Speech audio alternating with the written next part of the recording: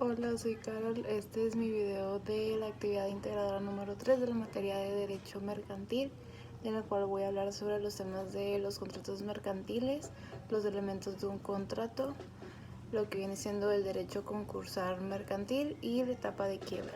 Bueno, hablando sobre el primer tema de los contratos mercantiles, los contratos son acuerdos de voluntades que crean y transmiten derechos y obligaciones.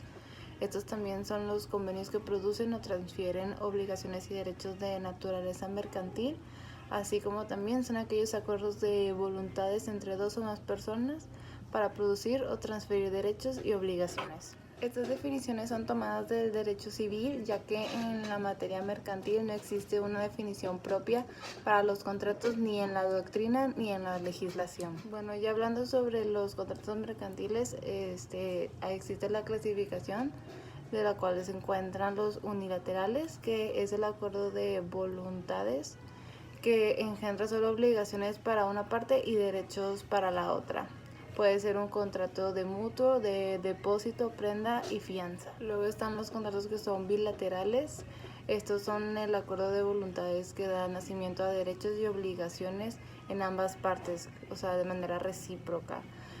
Puede ser un compraventa, un permuta, el arrendamiento, cosas así por ese estilo. Luego se encuentran los contratos que son los onerosos, es el contrato que impone provechos y gravámenes recíprocos. Puede ser, por ejemplo, la compraventa, que es la entrega de la cosa a cambio del pago de un precio y el provecho de recibir el precio y la carga de la entrega de la cosa. Luego se menciona el contrato que es el gratuito. Este es el que los provechos son solo para una de las partes y los gravámenes para la otra. Por ejemplo, se menciona la donación. Luego se mencionan los contratos que son conmutativos. Estos son los provechos y los gravámenes son ciertos y conocidos desde la celebración del contrato. Esto es en la mayoría de los contratos. Luego se menciona los contratos que son aleatorios. Estos son cuando los provechos y los gravámenes dependen de una condición o un término, de tal manera que no se pueda determinar la cantidad de las prestaciones de forma exacta. Luego están los contratos reales, que estos son los que se realizan por la entrega de la cosa. Por ejemplo, se menciona la prenda, que es real porque se perfecciona con la entrega de las cosas. Luego está la consensual, que en oposición a lo real, porque no necesita la entrega de la cosa para que se perfeccione, sino solamente el consenso, o sea, el consentimiento, como por ejemplo puede ser la compraventa. Luego se menciona el contrato formal, que es aquel donde el consentimiento debe manifestarse por escrito como un requisito de validez. Luego se menciona el solemne, que es aquel en que la forma es un elemento esencial del contrato, por lo que si no se da de esa manera, el contrato no existe. Luego se menciona el contrato principal, que es el que existe por sí mismo sin necesidad de otro contrato. También se menciona el accesorio, que es el que depende de la existencia de un principal. El accesorio sigue la suerte de lo principal. O sea, puede ser un ejemplo el contrato de fianza, que no puede existir por sí mismo. Luego se menciona el tipo de contrato instantáneo, que es el que se cumple en el mismo momento en que se celebra. Así que el pago de las prestaciones se lleva a cabo en el mismo acto. Se trata de una operación al contado al momento presente. Y por último está el contrato sucesivo, que es aquel en el que el cumplimiento de las prestaciones se obligan en un periodo determinado en el cumplimiento de la obligación continuada.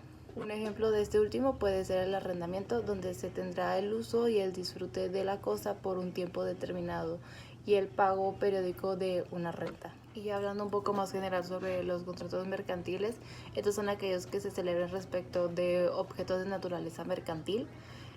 Los contratos mercantiles se encuentran regulados por el Código de Comercio y demás leyes mercantiles, y a falla de disposición expresa será aplicable el Código Civil en materia federal.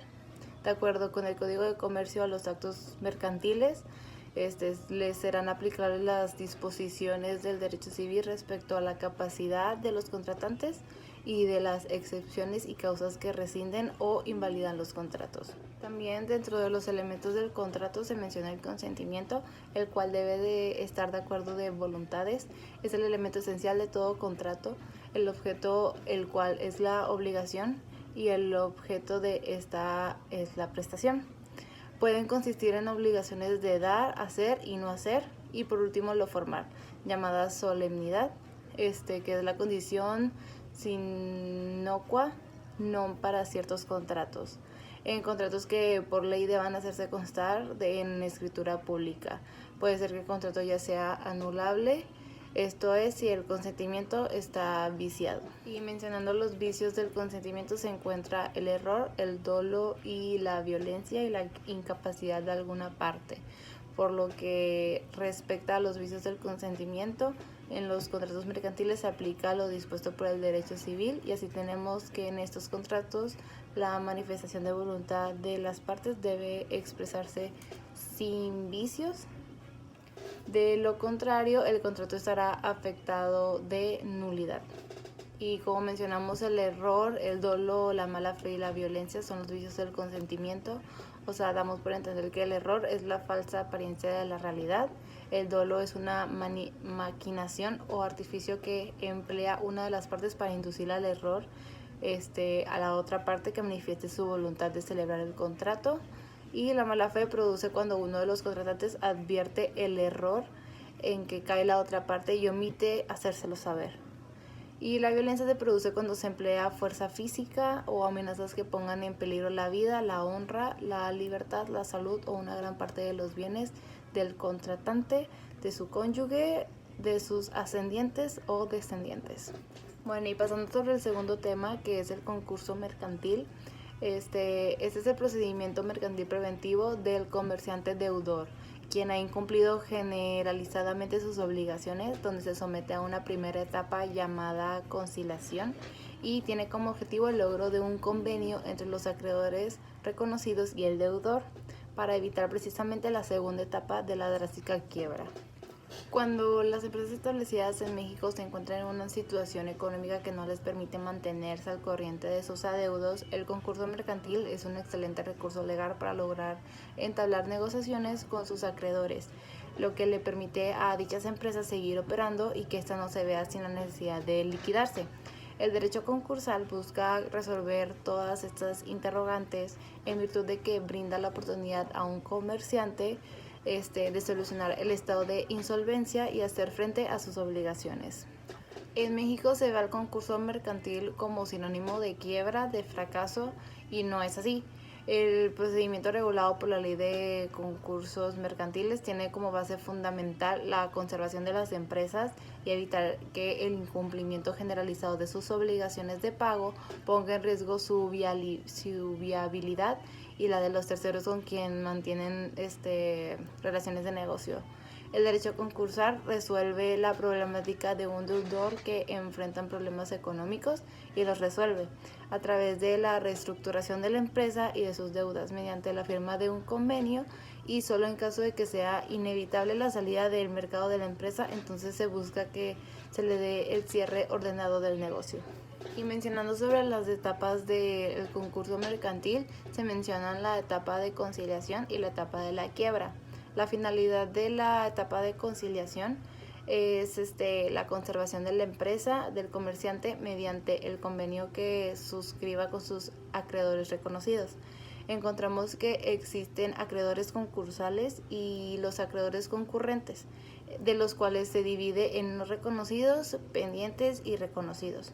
Todo acreedor, como resultado de un concurso, adquiere la calidad de acreedor concursal por el hecho de haberse declarado en tal situación, conforme a la contabilidad de la empresa, pero no serán sino los acreedores que en sí concurran al juicio demandando que su derecho sea reconocido, quienes sean pagados con base en una posterior graduación y prerelación de su crédito. Y mencionando la etapa de la quiebra, esta se llevará a cabo si la etapa primera no llegara a funcionar con el convenio. Entonces procede a la segunda etapa, que es la propiamente quiebra. y con ello la venta de la empresa del comerciante o la unidad productiva. Aquí es donde aparece la parte drástica del procedimiento con la palabra quiebra, que es lo que se quiso disimular al cambiarle el nombre de quiebra por el de concurso mercantil. La finalidad de la quiebra, como anteriormente y en la actualidad, es la venta de la empresa del comerciante, de sus unidades productivas o de los bienes que la integran para el pago a los acreedores reconocidos. Mencionando los órganos del concurso mercantil se encuentran el visitador, el conciliador y el síndico. Tanto el visitador y el conciliador como el síndico podrán contratar a los auxiliares que consideren necesarios para el ejercicio de sus funciones, pero con la autorización del juez. Sin embargo, eso no quiere decir que puedan delegar sus responsabilidades. Cuando la ley expresamente no señale algún plazo para el cumplimiento de las obligaciones de los órganos mencionados, se entenderá que deberán llevarlas a cabo dentro de los 30 días naturales, plazo que podrá ser solicitado por estos sin que ningún caso sea mayor de 30 días más. Y ya pues cuando mencionamos sobre la etapa de quiebra, ya entramos al último tema visto en el tercer parcial. La etapa de quiebra, como antes mencionamos, es la que el patrimonio universal del comerciante deudor declarado quebrado responde frente a todos sus acreedores conjuntamente, atendiendo a la satisfacción proporcional de los créditos mediante un tratamiento igualitario ante la imposibilidad de hacer frente a sus obligaciones líquidas y exigibles.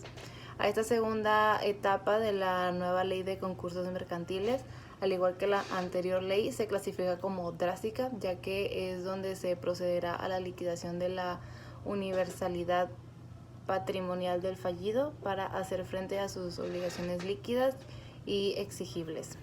Se trata de la segunda etapa, donde ya no será muy favorable para el comerciante y donde mejor se presumirá la intención de defraudar a terceros. De ahí que toda quiebra se presume fraudulenta, salvo prueba en contrario.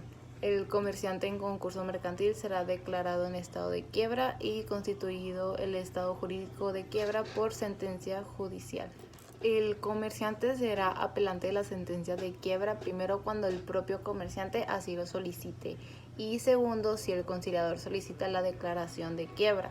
En estos casos será admitida en ambos efectos. En todos los demás casos será admitida en el efecto devolutivo. Y bueno, como podemos ver, el derecho concursal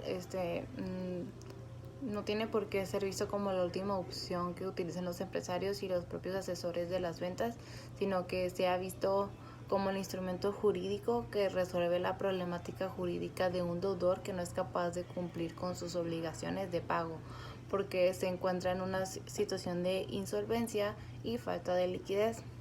Así como también pudimos ver que las circunstancias económicas pueden hacer que una empresa o una persona física que ha contraído deudas de distinto tipo no pueda afrontarlas. Pues se encontrará entonces en la situación de insolvencia y de acuerdo al principio de responsabilidad patrimonial que se recoge en la legislación vigente, cuando un deudor no cumple con su obligación, el acreedor podrá dirigirse contra su patrimonio para dar satisfacción a la obligación que está incumpliendo, así para poder apoyarse dentro de un proceso judicial. Y el derecho concursal es la rama jurídica que se encarga de dar respuesta a esta pregunta, pues es el cuerpo normativo que ofrece distintas soluciones a estas situaciones de insolvencia. Y pues la intención siempre será de que deudor y acreedores encuentren un acuerdo que satisfaga los intereses de ambas partes y si no fuera posible que se establezca el mecanismo de liquidación ordenada de la compañía.